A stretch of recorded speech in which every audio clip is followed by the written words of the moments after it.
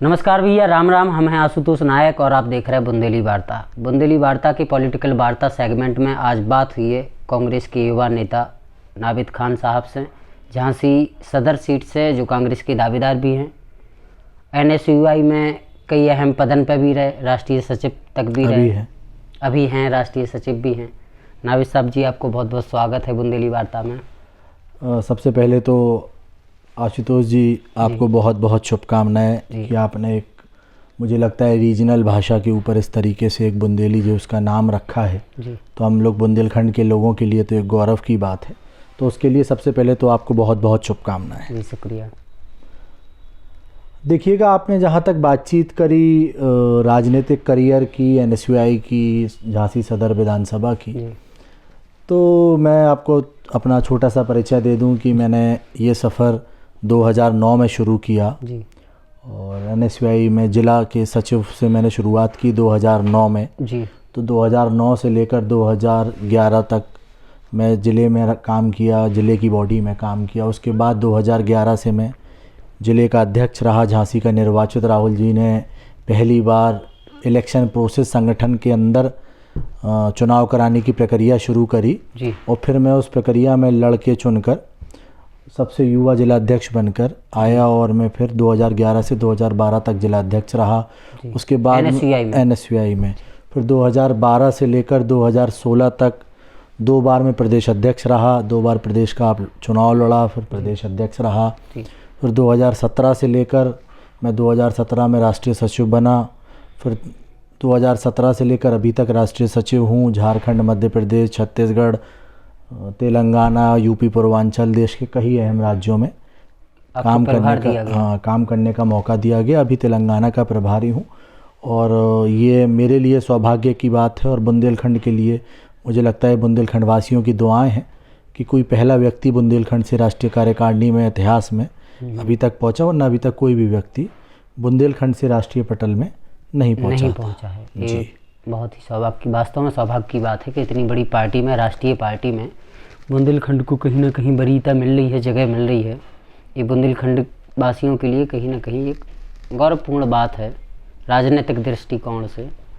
आपने लगातार NSUI में काम किया, कई अहम बड़े जिम्मेदारियां भी संभाली हैं, बड़े पदों पर रहे हैं, तो युवाओं के बारे में बहुत अच्छे से परिचित होंगे आप।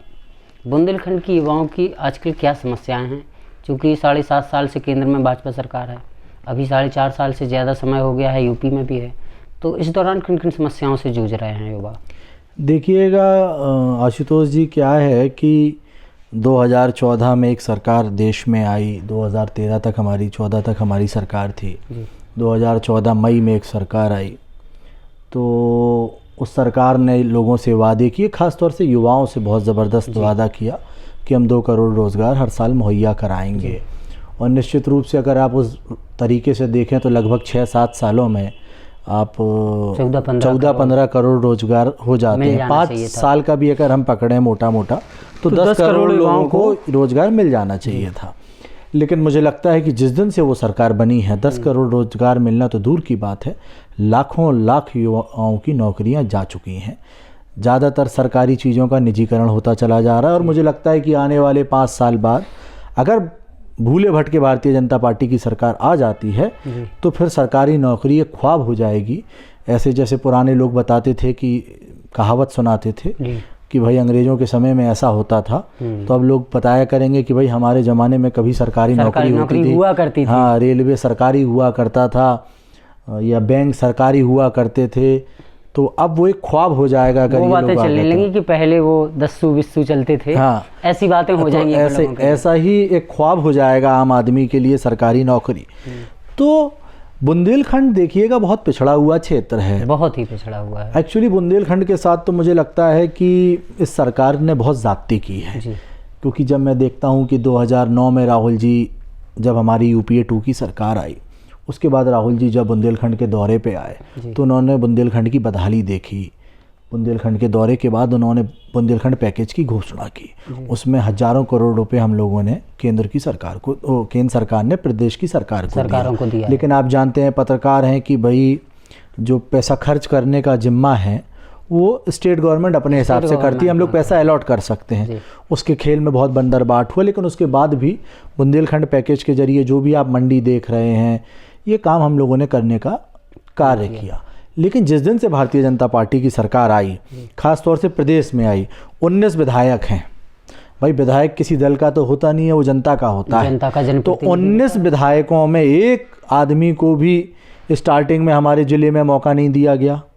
एक को दर्जा स्वतंत्र प्रभार दिया, कैबिनेट का कोई मिनिस्टर बुंदेलखंड से नहीं बनाया। हमारा झांसी जो ज़िला है उसमें से एक भी आदमी को आपने मंत्री नहीं बनाया। भाई मंत्री बनने से, सरकार में जगह मिलने से लोगों को लगता है कि विकास होगा या विकास के रास्ते खुलते हैं, सकते हैं कहीं। हाँ, विकास के रास्ते खुलते हैं। लेकिन जिस तरीके से बुंदेलखंड के साथ बदहाली होती चली जा रही है, जिस तरीके से बुंदेलखंड एक्सप्रेस वे, ये पूर्वांचल एक्सप्रेस वे जो बुंदेलखंड से होके जाना था, इसको जब बुंदेलखंड का झांसी इसमें से काट दिया गया, तो सरकार जाती तो कर ही रही है। तो युवाओं के लिए एक संकट का समय है कि उनकी नौकरियां जाती चली जा रही हैं। अब आपने ये चर्चा छेड़ी तो मैं आपको बताऊं कि दिन में 4-5 फ़ोन हमारे पास अभी आते हैं, क्योंकि मैं पिछले लगभग 14-15 सालों से राजनीति में हूँ।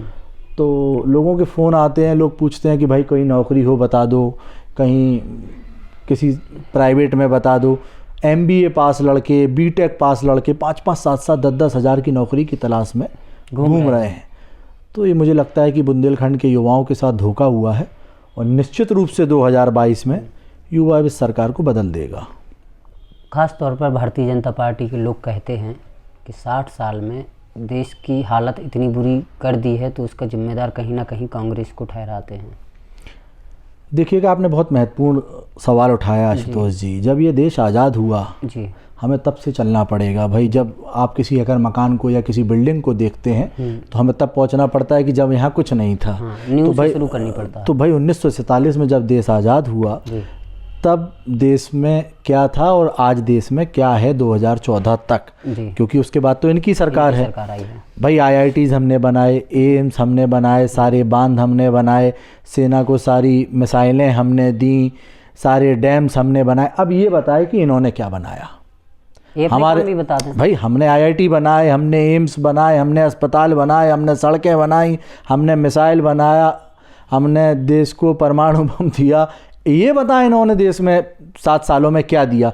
इन्होंने जो हमने बनाया जी। अब तो कभी कभी मुझे डर लगता है कि भाई एक सांसद जी, हमने वो ने पार्टी के LOP स्पीकर से पूछा कि साहब ये पूछते हैं कि हमने क्या किया, तो एक दिन आप लोग सदन में इस बात को बता दो। बोले नावेद भाई, हम लोग इसलिए नहीं बताते कि भैया जो इन्हें पता है उतना तो बेच ही दे रहे हैं, और बता दिया कि हमने ये बनाया तो जो और बेच देंगे।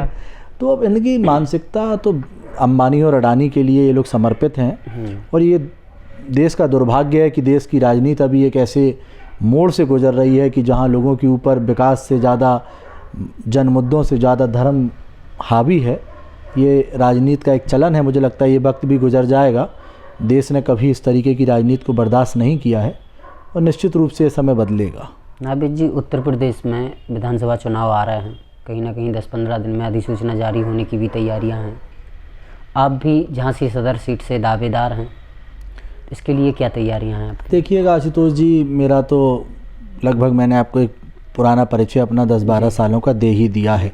मेरे बारे में आप पता करेंगे यहाँ लोकल में तो आपको पता चल जाएगा, क्षेत्र में पता चल जाएगा। मैंने कभी, हम कोई चांदी के चम्मच में पैदा हुए लोग तो हैं नहीं, ठीक है, या मेरे पुरखों में कोई सियासत में तो रहा नहीं है कि मेरे यहाँ कोई सियासत में रहा हो, मुझे कोई, मैं राजा का बेटा हूँ कि मैं राजा बनूँगा।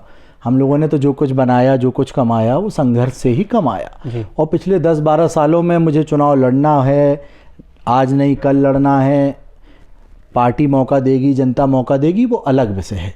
लेकिन मैंने झांसी में निस्वार्थ भाव से काम करने की कोशिश की है। जैसे मैं आपको उदाहरण के तौर पे बताऊं कि झांसी में गर्मियों के समय में पेयजल की एक बहुत गंभीर समस्या होती है। पिछले साल मेरे पास लोगों का फ़ोन आया कि भाई पानी के हमारे पास टैंकर नहीं है। तो मैंने शुरुआत में जल निगम जन संस्थान दोनों में बात की कि भाई कुछ टैंकर जा पाए, पर उनका 4 दिन में 5 दिन में एक टैंकर पहुंच पा रहा था। मुझे लगा कि यार ये तो एक बड़ा विकराल समस्या हो गई है। तो फिर हम लोग उठे और मैंने कहा कि भाई हमारी जितनी क्षमताएं हैं, तो मैंने झांसी के लगभग आप मान के चलिए कि 1 लाख से ज़्यादा घरों को लोगों को मैंने पानी पहुंचाया होगा, पेयजल पहुंचाया है। 13,000 घरों तक हम लोग पहुंचे 4 महीने के अंदर। और एक 6,000 लीटर पानी की टंकी एक बार में हमारी गाड़ी जाती थी, 5 गाड़ियां थी तो 6 पंजे 30,000, और 30,000 गाड़ी दिन में 8 राउंड लेती थी, तो 2.5 लाख लीटर पानी हमने डेली लोगों तक पहुंचाया है। हाँ, और मैं आपको मतलब वीडियो रिकॉर्ड दे दूंगा, मेरे पास वीडियोज हैं और उन लोगों ने और पत्रकारों ने उस पर कवर भी किया था। तो रात के 2:30 बजे तक हमारी गाड़ी गई है। एक महिला का मेरे पास फ़ोन आया रात को 12:30-1 बजे, उनके क्षेत्र में किसी कारणवश पानी नहीं पहुंच पाया, तो वो रो रही आंसुओं से कि बोली बेटा तुम हमारे चाय जैसे पहुंचा दो, हम 3 दिन से हमारे पास 1 बोतल पानी है और हम उसमें नहाएं कि धोएं कि पिएं कि क्या करें। तो ये झांसी महानगर जो बुंदेलखंड का दिल है, जिसमें 10 साल से एक ही व्यक्ति विधायक है, उन्हीं के दल का मेयर है, उन्हीं के दल का सांसद है, अधिकतम पार्षद उन्हीं के दल के हैं, सरकार स्टेट में और सेंट्रल में, प्रदेश में और भारत सरकार दोनों जगह उन्हीं की सरकारें हैं। तो क्या ऐसी समस्या थी कि पानी की व्यवस्था, भाई बेसिक पानी की व्यवस्था नहीं कर पाए? मुझे बताएं, मैं जाता हूं कोई बड़े शहर, मुझे अच्छा लगता है देखने में, जब मैं दूसरे कम्युनिटी सेंटर देखता हूं, जब बेटियों की फ्री में शादी हो रही है, झांसी में क्यों कोई कम्युनिटी सेंटर बेटियों के लिए नहीं बनाया गया? क्यों एलाइट को और यूनिवर्सिटी को और BKD चौराहे को वाईफाई नहीं दिया गया बच्चों के फ्री पढ़ने के लिए? क्यों युवाओं के लिए रोजगार के मेले नहीं लगाए दिए? क्या बहाना आप बनाओगे? आप यही तो कह सकते थे कि साहब हमारी सत्ता नहीं है। पार्षद से लेके प्रधानमंत्री तक है, इसके बाद भी झांसी प्यासी है। तो क्या तो नावेद जो कुछ नहीं है, कुछ ही नहीं है, ना जनप्रतिनिधि है, ना शासन है, ना प्रशासन है। नावेद भेज रहे हैं पानी, जो जिला प्रशासन है या शासन को करना चाहिए, जनप्रतिनिधियों को करना चाहिए। नावेद जी आम आदमी। अब आप समझो कि जो काम देखिएगा, आप एक बात बताइएगा, आप कोई सामान खरीदते हैं, आप कहीं होटल में रुकते हैं, आप कपड़ा खरीदते हैं, आप टैक्स देते हैं। बिल्कुल, ठीक है। टैक्स हम क्यों देते हैं? कोई भी आम व्यक्ति इसीलिए टैक्स देता है कि साहब हमने ये सरकार को अपना टैक्स दे दिया, अब सरकार इस पैसे से हमारे विकास की जिम्मेदारी लेगी, हमारी जो बुनियादी समस्याएं हैं उनको दूर करेगी। हम अपना जनप्रतिनिधि इसीलिए चुनते हैं ताकि हमारे पास तो फिर टाइम है नहीं, आम आदमी की मैं कह रहा हूँ, उसके पास तो समय है नहीं है। वो तो अपने रोजमर्रा की जिंदगी में लड़ रहा है। वो अपना जनप्रतिनिधि इसीलिए चुनता है कि साहब हमारा जनप्रतिनिधि कम से कम हमारे लिए कुछ करेगा और बेसिक काम कर देगा। उससे आपको कोई व्यापारिक काम नहीं कराने हैं, उससे आपको कोई धनफंद के काम नहीं कराने। वो रोटी समस्या है, आवाज तो उठाए। वो रोटी, कपड़ा, मकान, पानी, शिक्षा मांग रहा है, अगर वो भी ये लोग नहीं पहुंचा पा रहे, तो मुझे लगता है कि इन लोगों को सत्ता में आने का अधिकार नहीं है। देखिए, आज़ादी का 75वां दिवस मना रहे हैं, क्या अमृत महोत्सव मना रहे हैं, 75 साल बाद भी ये स्थिति है महानगरों की। आशुतोष जी, मैं इस बात को कहना नहीं चाहता था, लेकिन जब आपने ये बात निकाली कोविड के समय पे जी, मैं ये दावे से कह रहा हूँ आपसे, भारतीय जनता पार्टी के किसी विधायक सांसद ने फ़ोन नहीं उठाया झांसी में। मैं देखता था मेडिकल कॉलेज पर हम लोगों की जितनी हैसियत होती थी उतनी मदद करते थे।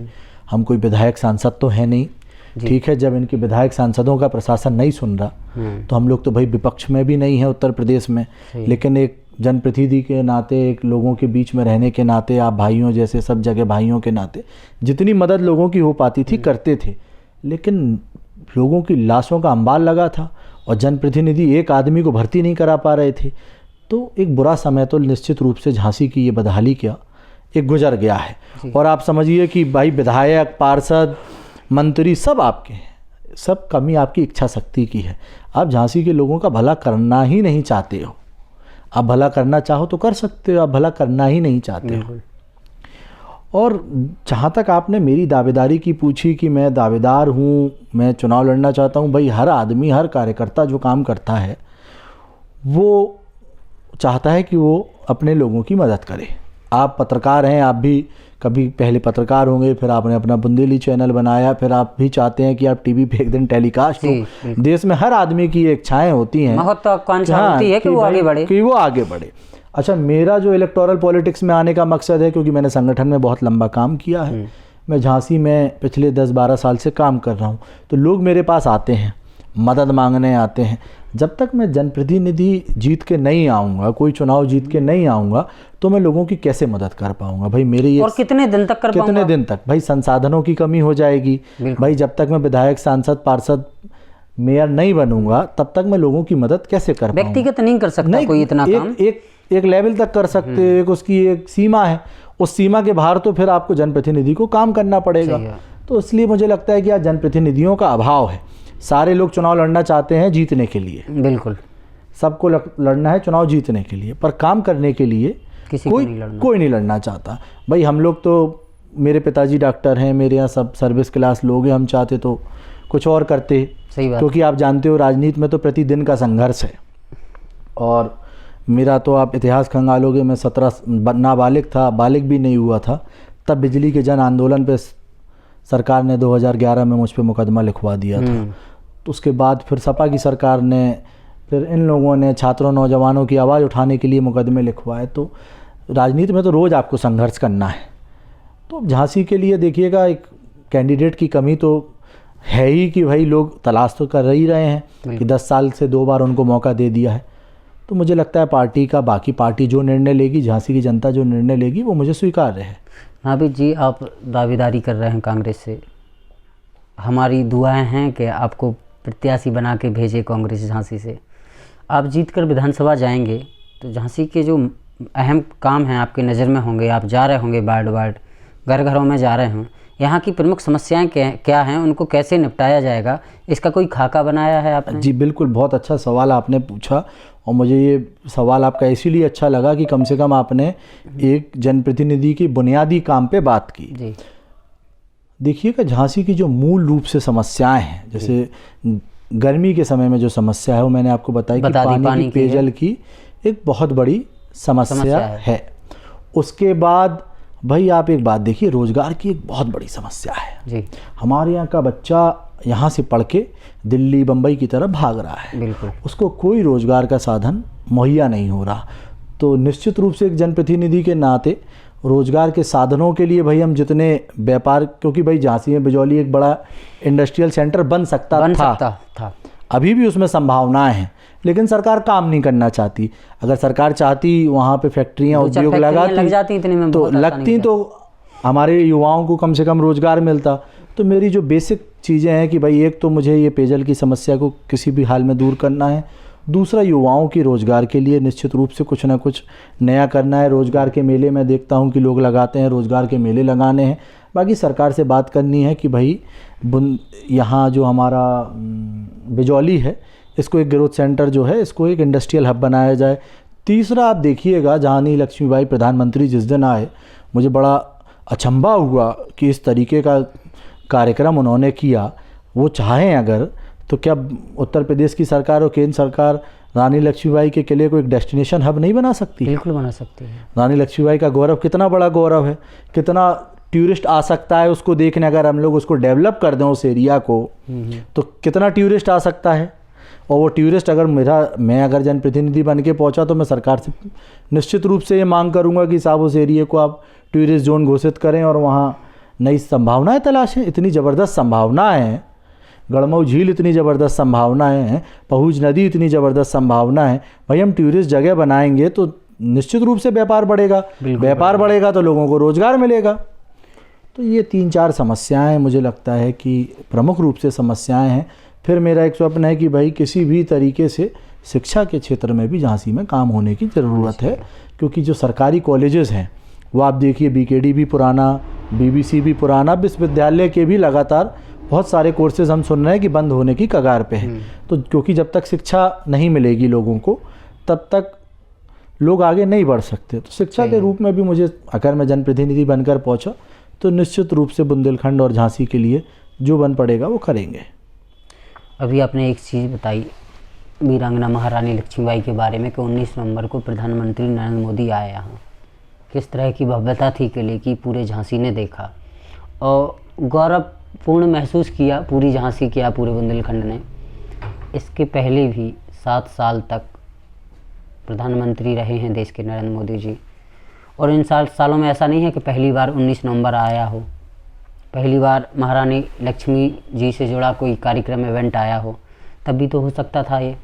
और झांसी का जिस हिसाब से गौरव है पूरे देश में, नहीं दुनिया में झांसी जाना जाता है महारानी लक्ष्मीबाई के नाम से, तो यहाँ उस हिसाब का कुछ होना नहीं चाहिए। देखिए, आपने बहुत महत्वपूर्ण सवाल उठाया। जब प्रधानमंत्री जी आए जी। तो भाई प्रधानमंत्री तो देश का होता है ना, किसी दल का नेता तो भारतीय जनता पार्टी के हैं, पर प्रधानमंत्री पूरे देश के हैं। मैं ये स्वीकारता हूँ, हर आदमी को स्वीकारना चाहिए बिल्कुल कि भाई जनप्रतिनिधि जनता का होता है। कितना भव्य पैसा, कितना ज़बरदस्त पैसा उन्होंने अपने कार्यक्रम पे खर्च किया। मुझे बहुत अच्छा लगता अगर वो पैसा सरकार रानी लक्ष्मीबाई किले के जीर्णोद्धार के लिए, वहाँ पे टूरिस्ट हब बनाने के लिए, रानी लक्ष्मीबाई को और लोगों तक कैसे उनकी वीरांगना की गाथा पहुँचे उसके लिए रास्ते बनाती। भाई एक महाराज जीत कर आए ग्वालियर से, वो उन्होंने वहाँ हवाई अड्डा बनवा लिया, उन्होंने हवाई अड्डे का सौंदर्यीकरण करवा लिया। झांसी को सिर्फ लॉलीपॉप मिल रही है पिछले 7 साल से, चुनाव आता है मैं तो यही देख रहा हूँ शुरू से कि अब हवाई अड्डा बनेगा। अब भाई चुनाव आता है तो वो एक अपने नागरिक उड्डयन मंत्री और एक सचिव को भेज देते हैं, वो दौरा करके चला जाता है और लोग वहीं के वहीं आस लगाए बैठे हैं। अगर प्रधानमंत्री के दिल में सच्ची थी इच्छा शक्ति की वो महारानी लक्ष्मीबाई को सम्मान देना चाहते हैं तो उन्होंने महारानी लक्ष्मीबाई के एक एयरपोर्ट बनाना चाहिए था, उनके नाम से हाँ, एक हवाई अड्डा बनाना चाहिए था झांसी में। बुंदेलखंड के लोगों का विकास होता और रानी लक्ष्मीबाई का जो लोग दिल्ली से, पूरी दुनिया से लोग उनके बारे में जानना चाहते हैं, उनकी वीर गाथाओं को देखना चाहते हैं, सुनना चाहते हैं, तो निश्चित रूप से वो यहाँ आके देखते। कितना बढ़िया एक मौका मिलता लोगों को, बुंदेलखंड के लोगों को रोजगार मिलता। लेकिन नहीं, वो तो खुद हवाई जहाज से उतरे, 70 कैमरे उनके ऊपर घूम रहे थे और वो घूम के वापस चले गए। तो ये देखिएगा। और आपने बहुत महत्वपूर्ण बात की कि 7 साल में आज क्यों याद आया। 2022 में चुनाव है तो आज आपको याद आ गई रानी लक्ष्मीबाई। 7 साल से आपको याद क्यों नहीं आ रही थी रानी लक्ष्मीबाई? बिल्कुल, आप 7 साल में आए थे तो आप कुछ कर सकते तब भी करते थे। लेकिन आपकी बात में बिल्कुल दम है कि इसके पीछे एक चुनावी एजेंडा मुझे दिखाई दे रहा है साफ से। राम मंदिर तो बन रहा है सरकार, ऐसे आपको कोई कष्ट नहीं होगा मेरे हिसाब से। देखिएगा, मैं आपको एक बात बताऊं, वैसे मैं धर्म से मुसलमान हूं जी, लेकिन उस सबसे पहले मैंने अपने धर्म के बारे में जितने धर्म, और मैंने जितना हिंदू धर्म को समझा, क्रिश्चियनिटी को समझा, बुद्धिज़्म को समझा, धर्म, किसी भी धर्म का जो सार है वो मानवता है, मानवता, इंसानियत है। इंसानियत से बड़ा मुझे नहीं लगता कि कोई धर्म होगा, और किसी भी धर्म में कोई ऐसा संदेश नहीं होगा जो इंसानियत के खिलाफ हो। जी भाई, राम तो इस देश के लिए आस्था का विषय है ना, वो सियासत का विषय तो नहीं है, आस्था का विषय, आस्था का विषय है। वो हिंदू, मुसलमान, सिख, ईसाई, जैन, बौद्धिस्ट, पारसी, आप किसी से पूछ लोगे तो राम इस देश के लिए आस्था का विषय है। वो, मैं जितना राम जी के बारे में जानता हूँ कि भाई वो जिसका सुबह तिलक होना हो और उससे रात को आके कह दिया कि अब वनवास पे चले जाइए, पिताजी ने कह दिया वनवास पे जाना है, और उन्होंने ये भी नहीं पूछा कि क्यों जाना है, क्या करना है, और वो चले गए। रास्ते चले सो भाई आया, वो चप्पल छोड़ा के ले गया कि भाई छोड़िए, थोड़ा आगे बढ़े तो पत्नी का अपहरण हो गया। उसके बाद भी उनके धैर्य को आप देखिए कि उन्होंने उसकी लंका रावण की ढहा दी। तो राम से तो हमें सीखना चाहिए कि भाई राम का जो तेज है, राम का जो धैर्य है, राम का लोगों के प्रति जो उदारता है वो क्या है। लेकिन मुझे दुख इस बात का होता है कि भारतीय जनता पार्टी उस पर सियासत कर रही है, उनके नाम पे सियासत कर रही है कहीं ना कहीं। धर्म की सियासत नहीं होनी चाहिए। मैंने शुरुआत में आपसे, शायद आप इंटरव्यू के स्टार्टिंग में कहा था कि ये देश का दुर्भाग्य है कि देश में अभी धर्म की सियासत चरम सीमा पर है। बिल्कुल, सियासत में कभी भी धर्म नहीं आना चाहिए। धर्म विकास की एक आदमी का व्यक्तिगत मामला हो सकता है, आपका धर्म आपका व्यक्तिगत मामला हो सकता है, मसला है। वो आस्था का मामला है, वो सियासत का मसला नहीं है। तो राम जी का मंदिर बन रहा है, ये हमारे लिए सौभाग्य की बात है, अच्छी बात है, राम जी का मंदिर बने, हमें बिल्कुल इसमें आपत्ति नहीं है। लेकिन राम जी से इन्हें प्रेरणा लेनी चाहिए। राम ने कभी नहीं कहा कि तुम मुसलमानों को मारो या सिखों को मारो या दलितों को मारो या तुम ये करो, ये राम ने कभी नहीं कहा जी। आप, या इस्लाम में भी कभी, किसी भी धर्म ने ये कभी नहीं सिखाया कि आप आपस में कोई मतभेद रखो। धर्म का सार मानवता है और धर्म का सियासीकरण भारतीय जनता पार्टी ने कर दिया है। आप देखिए, कल मुझे किसी ने फोटो भेजी, स्टेशन पे होर्डिंग लगाई है भारतीय जनता पार्टी ने राम मंदिर की। अरे भाई, राम, एक फोटो मैंने देखी प्रधानमंत्री की, राम जी का उन्होंने पोर्ट्रे बनाया है, एक चित्र बनाया है, तो प्रधानमंत्री उसमें बड़े हैं, राम छोट। तो भाई राम, जिसके बारे में तो भाई क्या क्या कहोगे आप, जिनका इतना बड़ा चरित्र हो, तो उससे सीखने की ज़रूरत है। राम जी से अब मुझे लगता है कि इन लोगों ने कितना पढ़ा है हिंदू धर्म को, वो इन्हें पढ़ने की दोबारा ज़रूरत है कि भाई उनके चरित्र के बारे में पढ़ें, उनकी उदारता के बारे में पढ़ें कि उन्होंने कैसे अपना जीवन तप तपस्या में बलिदान कर दिया। तो मुझे लगता है ये लोग फिर उसका सियासीकरण तो कभी नहीं करते। एक हम लोग चले आ रहे थे, रास्ते में बड़े बड़े होर्डिंग लग गए हैं झांसी में, उसमें एक लाइन लिखी थी, जिसने राम मंदिर बनवाया हम उसको बनाएंगे। क्या है? आप मुझे एक बात बताओ, क्या राम को भारतीय जनता पार्टी की ज़रूरत है राम जी को अपना मंदिर बनवाने के लिए? नहीं, बिल्कुल नहीं है। क्या है? किसी सियासी पार्टी की ज़रूरत नहीं है। भाजपा क्या है? किसी सियासी पार्टी की हैसियत नहीं है कि वो किसी इतने बड़े व्यक्ति जिसका इतना बड़ा इतिहास हो, जिसका चरित्र इतना बड़ा हो, जिसके नाम पर पूरे देश की हिंदू मुसलमान सिख और ईसाई की आस्था हो, उसको भारतीय जनता पार्टी की सरकार बनेगी। भाई आपने सरकार तो विकास के मुद्दों पे आप मांगते ना कि हमने ये काम किया तो हमें वोट देना। 100 टैंकर भेज रहे हैं 60 वार्डों में, हाँ, आप 200 भेजो ना, इसकी लड़ाई लड़ो। आप इसकी लड़ाई लड़ते। आपने ये बात करी तो मऊरानीपुर तो मेरी विधानसभा का क्षेत्र नहीं है। नहीं। पिछली बार मुझे सूचना मिली कि एक वहाँ रविंद्र राजपूत नाम के किसान थे, उन्होंने आत्महत्या कर ली जी। उनकी 5 बेटियां थीं जी। 27-28 साल के नौजवान ने आत्महत्या कर ली, उसकी 5 बेटियां। मैं गया, 1 लाख रुपए में आर्थिक मदद में दे के आया और 5 बच्चियों की पढ़ाई और उसका खर्चा मैंने उठाया आजीवन का। मेरी विधानसभा तो नहीं है, आप इसमें मुकाबला करो ना, कंपटीशन करो ना, आप मुकाबला करो। राजनीति करनी है तो इसमें करो, आप मुकाबला करो कि कांग्रेस ने बुंदेलखंड पैकेज दिया था 8,000 करोड़ का, 10,000 करोड़ 20,000 करोड़ का, ये पैकेज बुंदेलखंड को दिलवाएंगे कि नावेद खान 100 पानी के टैंकर भेज रहे हैं, हम 200 भेजेंगे। इसकी राजनीति होनी, इसकी राजनीति भाई, मुद्दों की राजनीति करो। आप राम की राजनीति क्यों कर रहे हो?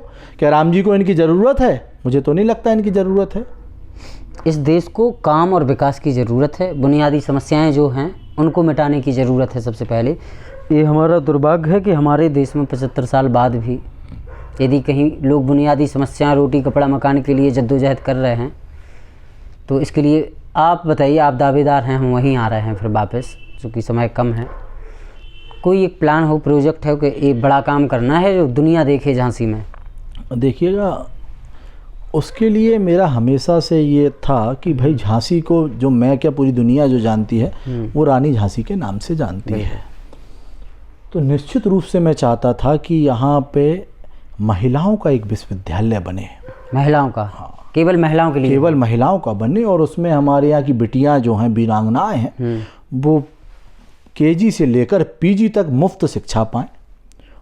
उसी में जाएं। एक बार केजी में आपने एडमिशन करा दिया तो केजी से पीजी तक मुफ्त शिक्षा पाएं। उन्हें वहाँ सारे जितनी आज की टेक्निक की चीज़ें हैं, कंप्यूटर की आधुनिक चीज़ें हैं, जो टेक्निकल एजुकेशन जिसको हम कहते हैं, स्किल्ड एजुकेशन जो कहते हैं, वो उनको मिले। और हमारी बेटियाँ बुंदेलखंड का नाम पूरी दुनिया में जैसे महारानी लक्ष्मीबाई ने गौरवान्वित किया, ऐसा गौरवान्वित करने का मेरा एक ख्वाब है कि कभी ईश्वर ने मौका दिया तो निश्चित रूप से एक महिलाओं का विश्वविद्यालय में, जिसमें उनके लिए रहने की व्यवस्था हो, पढ़ने की व्यवस्था हो।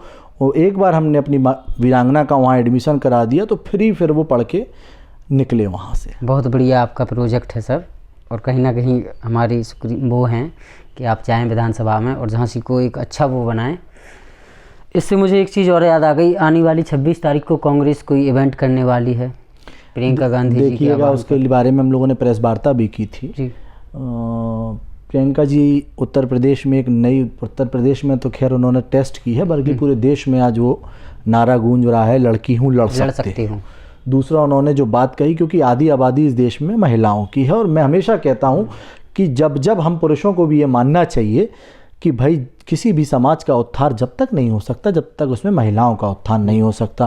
क्योंकि हम तो वो हैं जो बारात में भी 250 लोग लेके जाते हैं और वो बेचारी वहाँ से अकेले आती है और अपना घर परिवार छोड़ के आपके परिवार को अपना के फिर पूरा जीवन आपके लिए लगा देती है। तो बिना महिलाओं के इस समाज का विकास तो संभव है नहीं। तो महिलाओं को राजनीतिक भागीदार बनाने के लिए सक्रियता से भागीदार बनाने के लिए प्रियंका जी ने जो 40% महिलाओं को टिकट देने की बात कही है वो निश्चित रूप से एक बड़ा कदम है। महिलाएं आएंगी ये पार्टी तय करेगी।